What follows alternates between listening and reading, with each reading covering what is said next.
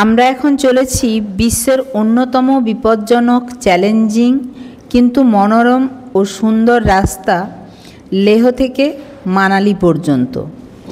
লাদাখের লেহ থেকে হিমাচল প্রদেশের মানালি পর্যন্ত পথের দৈর্ঘ্য প্রায় 450 কিমি এবং এই পথ অতিক্রম করতে সময় লাগে প্রায় 10.5 ঘন্টা। রাস্তাটি NH3 জাতীয় সড়কের অন্তর্গত। ভারতের অন্যতম জনপ্রিয়, রোমাঞ্চকর, দুর্গম এবং চ্যালেঞ্জিং এই লেহ থেকে মানালি পর্যন্ত রাস্তাটি। লেহ থেকে মানালি পর্যন্ত হাইওয়ের বেশ কিছু গুরুত্বপূর্ণ বৈশিষ্ট্য রয়েছে। যেমন এই রাস্তাটি সমুদ্রপৃষ্ঠ থেকে গড়ে প্রায় 4000 মিটারের বেশি বা 3000 ফুট উচ্চতার বেশি উচ্চতায় অবস্থিত। এই পথের সর্বোচ্চ অংশ হল টাংলাংলা গিরিপথ, যা 5328 মিটার বা 17480 ফুট উচ্চতায় অবস্থিত। রাস্তাটি উভয় পাশেই পর্বতশ্রেণী দ্বারা বেষ্টিত। লেহ মানালি হাইওয়ে 2 লেনের রাস্তা হলেও বেশিরভাগ জায়গায় রাস্তা সংকীর্ণ এবং কিছু জায়গায় 1 থেকে 1.5 লেন বিশিষ্ট রাস্তা দেখা যায়। দ্রুত প্রবাহিত জল এবং শিলার কারণে মোরে প্লেন্সের মতো কিছু অংশে রাস্তা ক্ষয়প্রাপ্ত হয়েছে। এই হাইওয়ের অনেক অংশে বরফ গলা ঠান্ডা জলের স্রোত রয়েছে। তুষার এবং বৃষ্টির কারণে রাস্তা কর্দমাক্ত ও পিচ্ছিল হতে পারে এবং গাড়ি চালানোর জন্য যথেষ্ট দক্ষ ড্রাইভারের প্রয়োজন হয়। লেহ থেকে মানালি পর্যন্ত বিস্তৃত যে রাস্তাটি, তা ভূতাত্ত্বিক দিক থেকে অত্যন্ত বৈচিত্র্যপূর্ণ এবং আকর্ষণীয়। এই রুটের শিলা মূলত হিমালয়ের ভূতাত্ত্বিক গঠনের প্রতিচ্ছবি, যা লক্ষ লক্ষ বছর ধরে বিভিন্ন ভূতাত্ত্বিক প্রক্রিয়ার মাধ্যমে গঠিত হয়েছে। পাললিক, আগ্নেয় এবং রূপান্তরিত, এই 3 ধরনের শিলার উপস্থিতি এই অঞ্চলকে আরও বেশি বৈচিত্র্যময় করে তুলেছে। প্রথমত যদি পাললিক শিলার কথায় আসি, তাহলে হিমালয়ের উত্থানের আগে এই অঞ্চলটি টেথিস সাগর দ্বারা আবৃত ছিল। সেই সাগরের তলদেশে পলি, বালি, কাদা এবং সামুদ্রিক জীবের দেহাবশেষ জমা হয়ে পাললিক শিলা গঠন করেছে। এই রুটে বিশেষ করে তুলনামূলকভাবে নিচু উচ্চতার অঞ্চলে এবং উপত্যকাগুলিতে এই ধরনের শিলা বেশি দেখা যায়। এই শিলার গঠন প্রকৃতি স্তরীভূত এবং স্তরগুলি পাশাপাশি এবং উপর নিচে বিস্তৃত। পাশে ছবিতে দেখাই যাচ্ছে যে কী রকমভাবে শিলার বিন্যাস হয়েছে এবং এখানে এই যে পাললিক শিলা এবং তার স্তর বিন্যাস, সেগুলি কিন্তু ভীষণ রকমভাবে সুস্পষ্ট। বেলে পাথর, চুনা পাথর, কাদা পাথর, স্লেট, কংলোমারেট, এই বিভিন্ন ধরনের শিলার বিভিন্ন রকমের রং, ধূসর, বাদামি, লালচে, হলুদাভ, এই অঞ্চলটিকে ভীষণ রকমভাবে বৈচিত্র্যপূর্ণ করে তুলেছে। এই শিলাস্তরের মধ্যে সামুদ্রিক জীবাশ্ম বা ফসিলের উপস্থিতি পাললিক শিলা থেকে উৎপত্তিকে সুনির্দিষ্টভাবে প্রমাণ করে। রূপান্তরিত শিলা হিমালয়ের ভূতাত্ত্বিক চাপে এবং উচ্চ তাপমাত্রায় পাললিক ও আগ্নেয় শিলা রূপান্তরিত হয়ে নতুন শিলার জন্ম দিয়েছে। এই প্রক্রিয়াটি মেটামরফিজম নামে পরিচিত। এই রুটের উঁচু পার্বত্য এলাকায় এবং যেখানে টেকটনিক প্লেটের সংঘর্ষ বেশি হয়েছে, সেখানেই এই রূপান্তরিত শিলা দেখা যায়।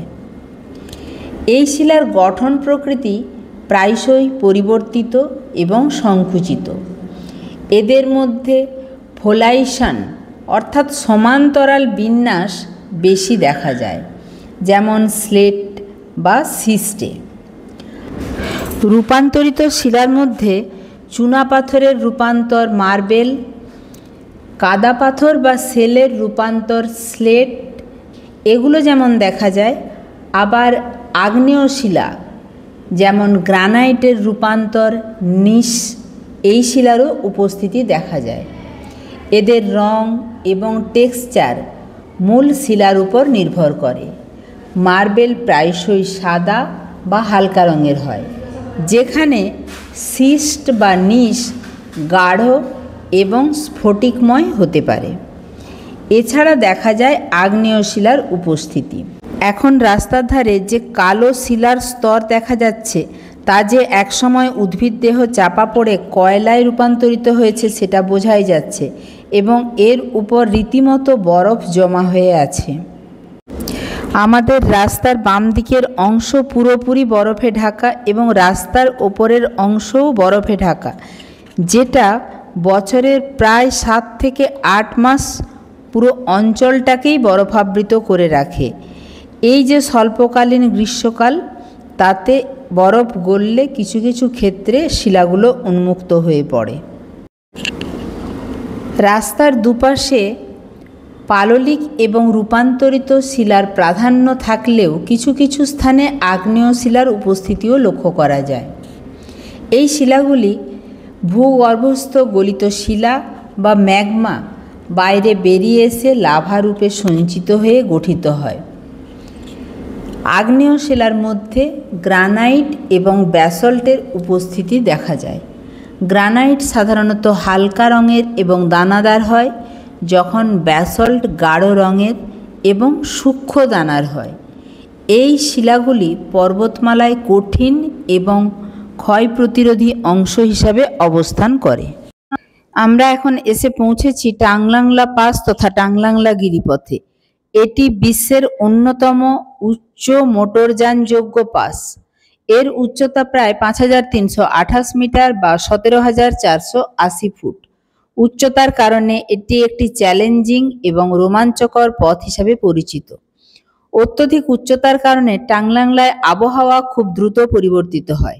গ্রীষ্মকালেও এখানে তুষারপাত হতে পারে এবং শীতকালে এটি প্রায়ই ভারী তুষারপাতের কারণে বন্ধ থাকে, যা লাদাখের সড়ক যোগাযোগ বিচ্ছিন্ন করে দেয়। বর্ডার রোডস অর্গানাইজেশন এই রাস্তাটি পরিষ্কার রাখতে এবং সচল রাখতে অত্যন্ত পরিশ্রম করে। এই পাসটি হিমালয়ের দুর্গম জাস্কার রেঞ্জের মধ্য দিয়ে গেছে। এর চারপাশের প্রাকৃতিক দৃশ্য অসাধারণ, যেখানে বরফে ঢাকা চূড়া, রুক্ষ পর্বত এবং শুষ্ক মরুভূমির ল্যান্ডস্কেপ দেখা যায়। এটি মোরে প্লেন্স এবং সিন্ধু উপত্যকার মধ্যে একটি গুরুত্বপূর্ণ সংযোগ স্থাপন করে। লেহ থেকে মানালি পর্যন্ত এই 450 কিলোমিটার রাস্তাতে মাত্র হাতে গোনা কয়েকটি জনপদ রয়েছে। তার মধ্যে কারু, উপসি, রুমৎসে, প্যাং, সারচু, দারচা, জিসপা, কিলং, সিসু, কোকসার এবং জিংজিংবার ও ভারতপুর উল্লেখযোগ্য। লেহ মানালি রুটে বেশ কয়েকটি উঁচু পার্বত্য গিরিপথ রয়েছে, যার মধ্যে উল্লেখযোগ্য হল রোটাং পাস, যার উচ্চতা 3980 মিটার বা 13,060 ফুট। শীতকালে এটি প্রায়শই বন্ধ থাকে। টাংলাংলা পাস, যার উচ্চতা 5328 মিটার বা 17,480 ফুট, যা বিশ্বের অন্যতম উচ্চ মোটরযানযোগ্য গিরিপথ। এছাড়া রয়েছে বারালাচালা, নাকেলা, লাচুংলা প্রভৃতি গিরিপথ। এর মধ্যে নাকেলার উচ্চতা 4,915 মিটার এবং লাচুংলার উচ্চতা 5,035 মিটার। পার্বত্য উপত্যকার এই অংশগুলিতে আমরা মারমুট, বুনো শেয়াল, বুনো ছাগল, হরিণ ইত্যাদির দেখা পেয়েছিলাম। লে মানালি সড়কপথের যে অংশে লাল বোল্ডারের মতো পাথর দেখতে পাওয়া যায়, সেগুলো লাল বেলেপাথর বা রেড স্যান্ডস্টোন নামে পরিচিত। এই পাথরগুলোর লাল রঙের প্রধান কারণ হলো সেগুলোতে আয়রন অক্সাইডের উপস্থিতি। যখন বেলেপাথরে আয়রন অক্সাইড মিশে থাকে তখন তা বাতাসের সংস্পর্শে এসে অক্সিডাইজড হয় এবং লোহার মরিচার মতো লালচে আভা তৈরি করে।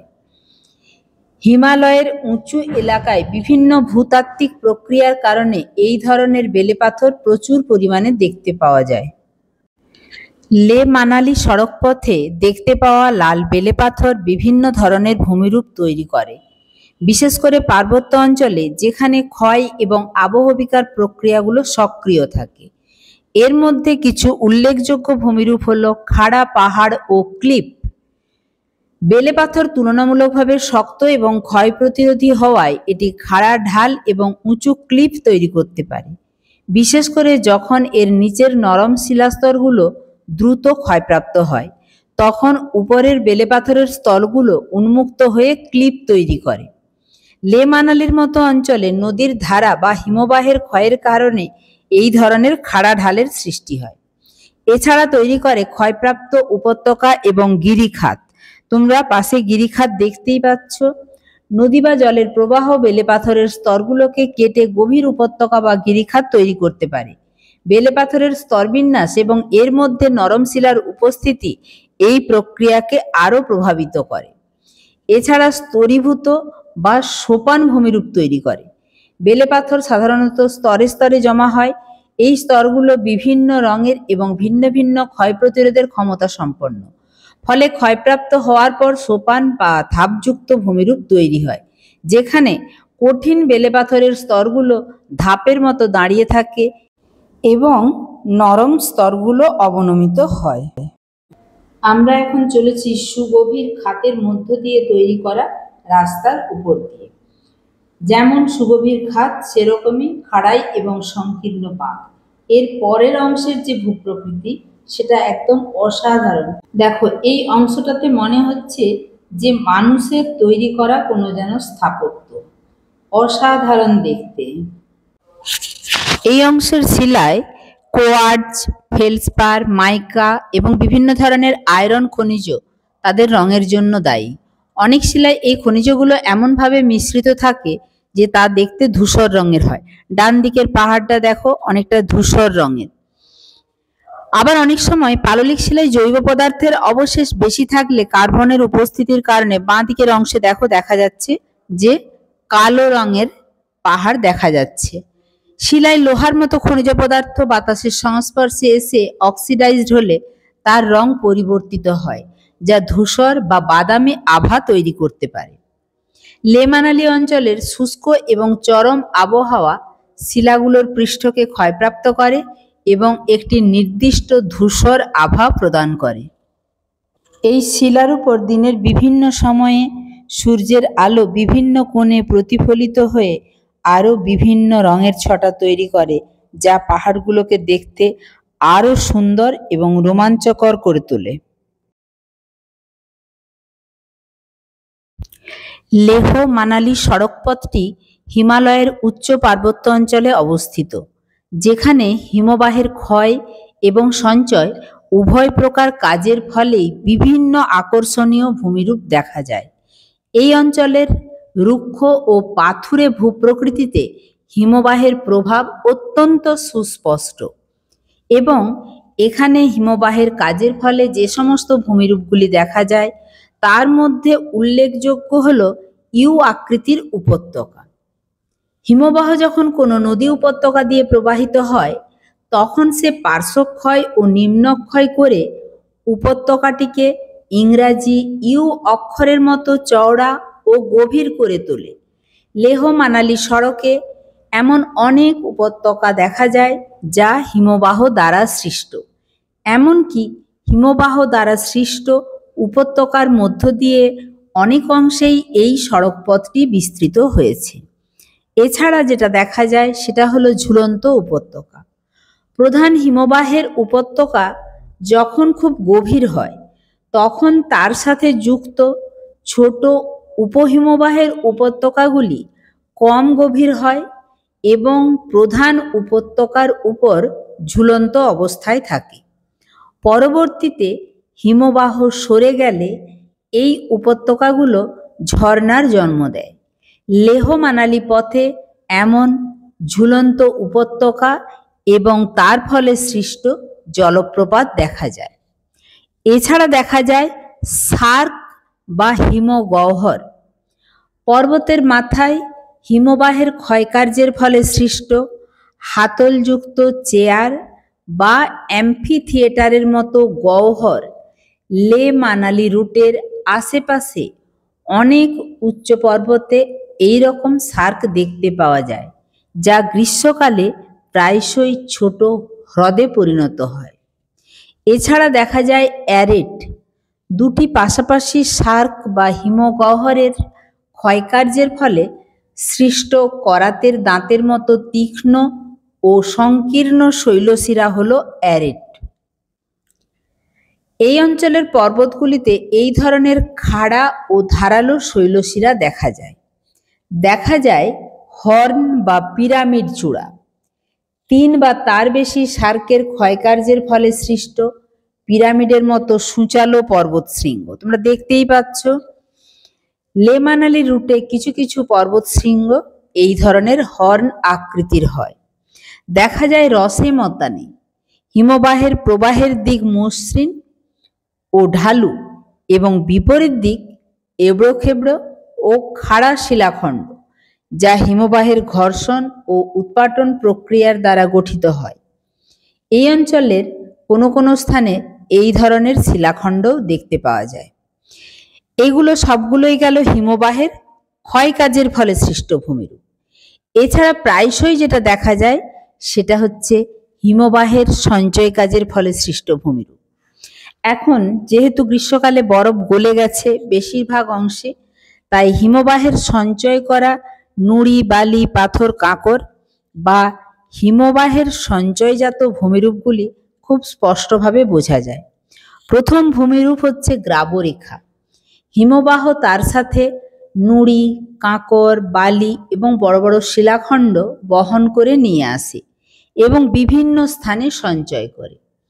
এই সঞ্চয়জাত ভূমিরূপগুলিকেই গ্রাবরেখা বলে। হিমবাহের সামনে, 2 পাশে, 2টি হিমবাহের মাঝে এই রকমভাবে প্রান্ত গ্রাবরেখা, পার্শ্ব গ্রাবরেখা, মধ্য গ্রাবরেখা দেখা যায়। যাই হোক, তোমরা বুঝতেই পারছো এই অংশে রাস্তা খারাপ ছিল, তাই আমাদেরকে নামতে হয়েছে। নেমে আমরা বেশ কিছু ফটো তুললাম। তবে এখানে নেমে উপরের দিকেও যেরকম উঁচু পাহাড় দেখা যাচ্ছে, নিচের দিকেও সেরকম গভীর খাদ।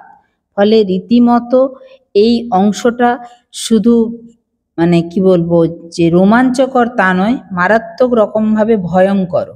এরপরে দেখো কিরকম দুর্গম রাস্তার মধ্যে দিয়ে চলেছি। একদম পাহাড়ের গা কেটে শুধু নয়, দুপাশে 2টো উঁচু পাহাড়, মাঝের সরু খাদ। আবার ওই পাহাড়টা পেরিয়ে যখন পরের পাহাড়টাতে যাব তখন হয়তো দেখা যাবে যে এই রকম একদিকে অতি উচ্চ পাহাড়, অপরদিকে অনেক নিচু খাদ। এই রকম ভাবেই কিন্তু টানা চলেছি। এখানে ক্যামেরাতে যতটা দেখানো যাচ্ছে তার চেয়েও কিন্তু এটা বাস্তবে আরো অনেকটাই উঁচু। কারণ দেখতেই পাচ্ছ ক্যামেরাতে পুরোটা আনা সম্ভব হচ্ছে না, একদম পাহাড়ের চূড়া পর্যন্ত আসছে না। হিমবাহের সঞ্চয়ের ফলে সৃষ্ট পরের ভূমিরূপের কথা যদি বলি, সেটি হলো আউটওয়াশ প্লেন বা বহির্বিধৌত সমভূমি। হিমবাহ গলে যাওয়া জল দ্বারা বাহিত পলি, বালি, কাঁকর ইত্যাদি সঞ্চিত হয়ে যে বিস্তীর্ণ সমভূমি গঠন করে তাকে হিমবাহ ধৌত সমভূমি বলে। লে মানালি পথের কিছু নিচু ও চওড়া অংশে এই ধরনের সমভূমি দেখা যায়। এছাড়া দেখা যায় এস্কার।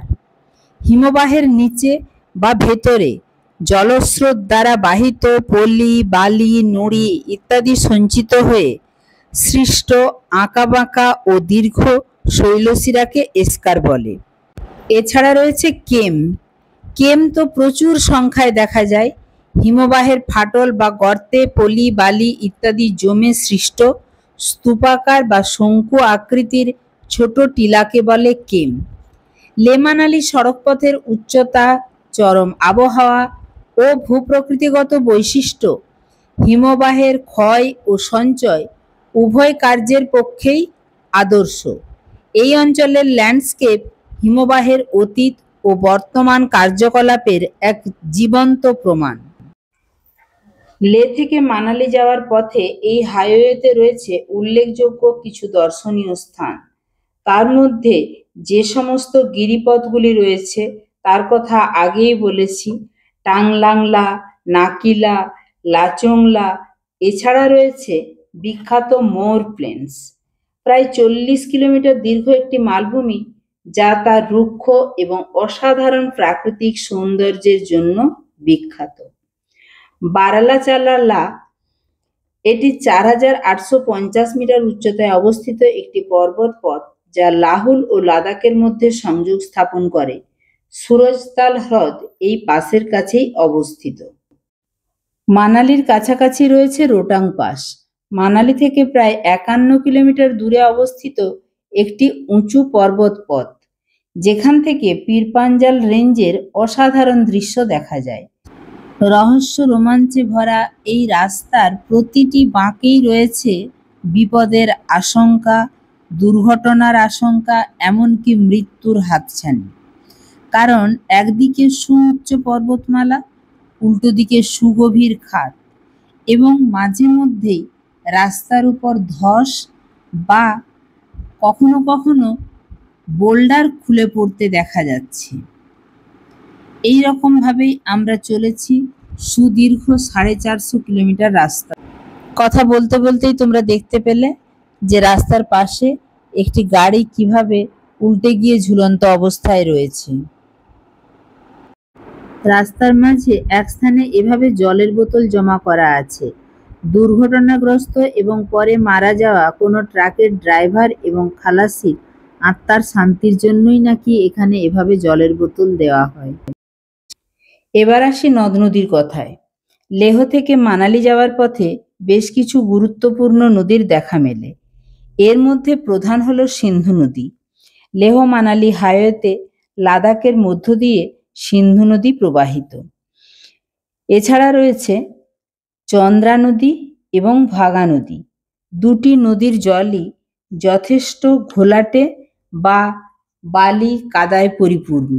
এই দুটি নদী একত্রে মিলিত হয়ে চন্দ্রভাগা বা চেনাব নদী গঠন করেছে।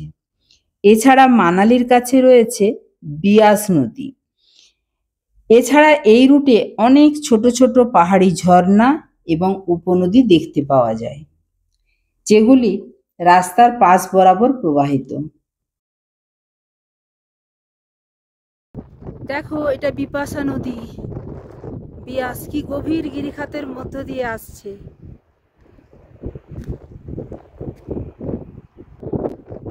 আর এখানে বিপাশা নদী আরেকবার।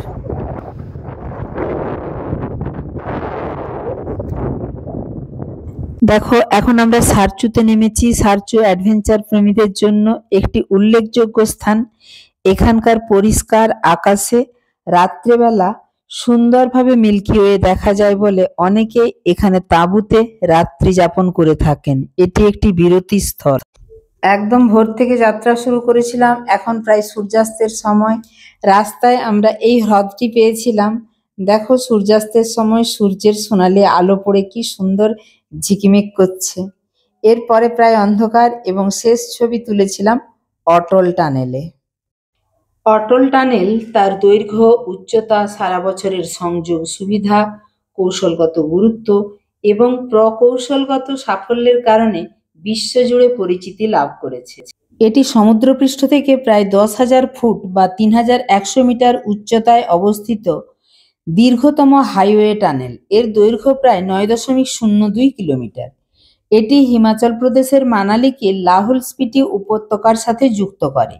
এর আগে রোটাং পাস শীতকালে ভারী তুষারপাতের কারণে 6 মাস বন্ধ থাকত, যার ফলে এই দুটি অঞ্চলের মধ্যে যোগাযোগ বিচ্ছিন্ন হয়ে যেত। অটল টানেল নির্মাণের ফলে এখন সারা বছর এই যোগাযোগ বজায় রাখা সম্ভব হয়েছে। প্রতিকূল আবহাওয়া, কঠিন ভূখণ্ড এবং উচ্চতার মতো অসংখ্য চ্যালেঞ্জ মোকাবিলা করে এই টানেলটি নির্মাণ করা হয়েছে।